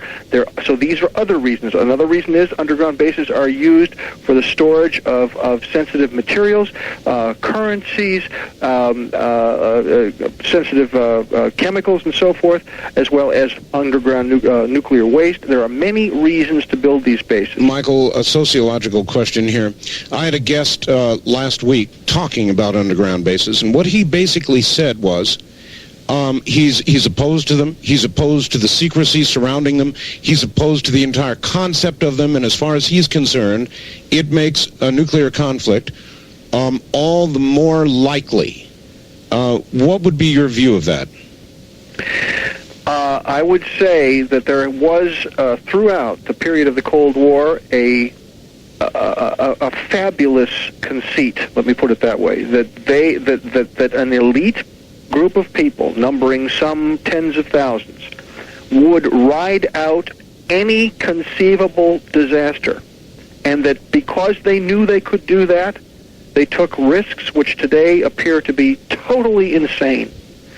I do believe we have at least gotten almost out of that mentality, but there are certainly people who still believe it, and there are certainly people still preparing for it, Art. We are not out of the woods. All right, and we're not out of time, but we're close. East of the Rockies, you're on the air with Michael Lindemann. Hi. Hello there. No, you're not. West of the Rockies, you're on the air with Michael Lindemann. Good evening. This is Eagle River, Alaska. Hello, Alaska. Yeah, I'm looking at my National Geographic Atlas here, and I see that the Pacific mid-Atlantic trench runs right smack into California at the Baja Peninsula and goes right into the continental United States. Why wouldn't that permit some kind of a very large earthquake? Oh, I'll listen for your answer. California is a sitting duck for an earthquake. There's going to be an earthquake, no question. Probably several, no question. All right, east of the Rockies, you're on the air with Michael Lindemann. Hello. Hello there. Going once, twice, three times. Wildcard line, you're on the air. Hello. Hi, Art. This is Bob in Phoenix. Hello, Bob. Seems we ought to keep our eye on our public officials, and if they all of a sudden take off for a coffee break and never come back, they're probably headed for the underground tunnels. Well, that's an interesting point. As a matter of fact, there has been a so-called brain drain to some of these underground bases. There's talk, for example, that a lot of these people are being relocated to the center of Australia, to a wonderful place known as Alice Springs. There is a huge underground facility there, jointly run by several of our agencies and some international agencies. That may be the spookiest underground base on the planet, but there is some talk of that. So your idea is a little bit science fiction-y, but not totally. Any chance that the earthquakes are man-made? I have no technological reason to think so. I have heard rumors to that effect. There are certainly people who think so. I have no proof. What do you think about the rain, Michael, and its relationship to Earth movements? The rain that we're having? Yes, tremendous rain. Well, what we have to notice is that weather in general is becoming more extreme. This has been discussed for some years now. We are seeing, for example, great windstorms of higher magnitude than we've been seeing in the past.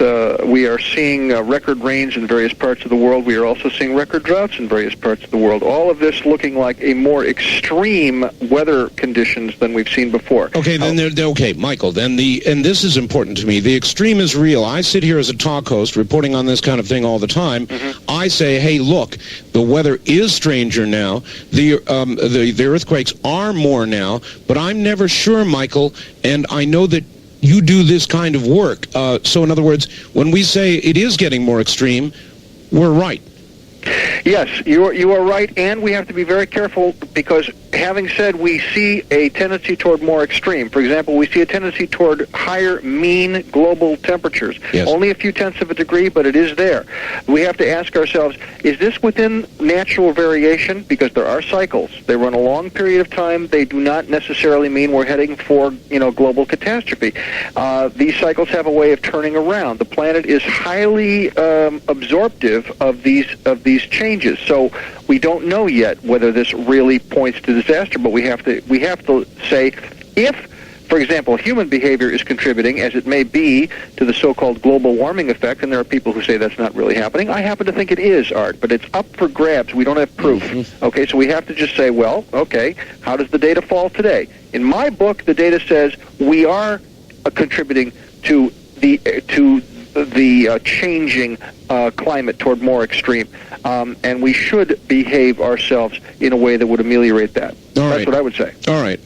Michael, time is so short. For one, we're going to book you for an entire show shortly. Okay, I'd love it. Two, I want to give you an opportunity to plug whatever it is you want to plug right now. ISCNI or whatever else you would like to plug, go right ahead. I thank you very much. I would like to just say again to your listeners, ISCNI is the Institute for the Study of Contact with Non-Human Intelligence. It is a new online information service on America Online. I'll give you two ways to reach us. If you are already online on the Internet or on America Online, our email address is iscni@aol.com. That's iscni@aol.com. Send us an email. We'll send you information by email. Mention the Art Bell Show. Let us know you heard it on Art Bell. If you don't have a computer and want information, or if you're not online yet, call our 800 number. It's 1-800-41-ISCNI. It's 1-800-41-ISCNI. We'll send you information. My guess is you're going to get a lot of response. Well, I appreciate it very much to be able to tell your listeners, Art. All right. Is there any last thought you would like to leave everybody with? I'd like to say this. As it's often been said, watch the money. And this year we are seeing money going into UFO research on a scale that has never been seen before. This is something I want to pursue with you next time we're together, Art. There are millions of dollars of private money going into UFO research today, and that says to me that, the fix is in. Michael, it has been a pleasure. Thank you, sir. It always is a pleasure, and we will have you back again soon. We'll contact you to arrange a date. Would appreciate it and look forward to it. Thanks again. Thank you, Michael. Michael Lindemann of the 2020 group, and now a new online service called ISCNI, as the power of the Internet grows. I'll leave you with these thoughts. If you would like a copy of this program, you can call right now or 24 hours a day with Visa or MasterCard 1-800-917-4278. That's 1-800-917-4278. If you would like to come along in May to Hong Kong and Bangkok with us at 8 o'clock in the morning, call 1-800-633-2732. 1-800-633-2732. What a dreamland it has been. We'll begin once again next Sunday at 7 o'clock Pacific Time. Good night.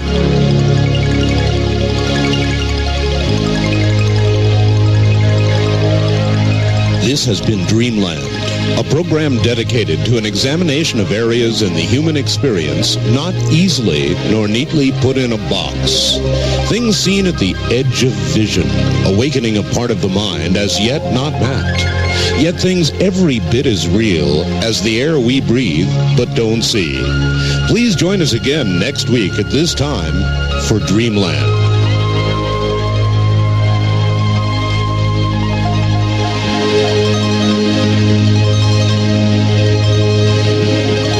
I guess I will take this time to once again say thank you for all these many, many months of Dreamland. It has been a great pleasure bringing this kind of material to you. It is an alternative kind of radio that you'll not hear anywhere else. So one more time around the horn here, because we're getting so many calls on it right now. I understand with the nature of the program with regard to Mr. Scallion's appearance. Tapes of the program with Visa or MasterCard may be purchased. 1-800-917-4278. 1-800-917-4278. Once again, on behalf of everybody, and there are many people who bring this program to you, Dreamland, good night.